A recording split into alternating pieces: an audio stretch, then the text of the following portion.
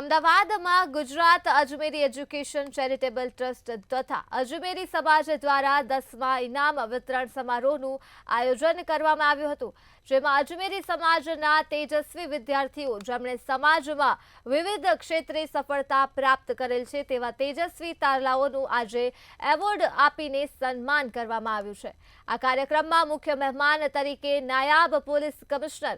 IPS Safin Hasan ખાસ ઉપસ્થિત રહ્યા હતા, જે વિદ્યાર્થીઓને ભણવાની ક્ષમતા છે પરંતુ આર્થિક પરિસ્થિતિ નબળી હોવાના કારણે આગળ અભ્યાસ નથી કરી શકતા તેવા પ્રભાવશાળી વિદ્યાર્થીઓને મદદ કરવાનું તેમજ તેમને આગળ લાવવાનું કાર્ય આ ટ્રસ્ટ દ્વારા કરવામાં આવે છે।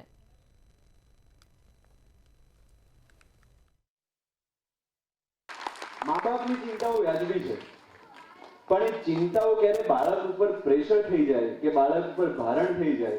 ए जवाबदारी आपणी छे के आपणे एने चेकमां राखवो जोईए।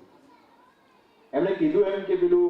વાંસ જે છે એ એક જગ્યાએ કદાચ ફટાફટ ઉગી ગયું, બીજાએ 4-5 વર્ષ લીધા અને પછી ઉગી ગયું, એટલે કોની સફળતા કયા વર્ષે મળવાની છે, ક્યારે મળવાની છે એ કોઈ નક્કી નથી।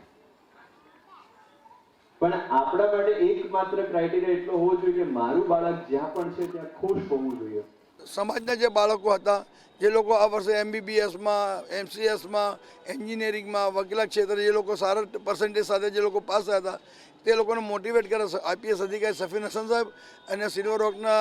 રોક કોલેજના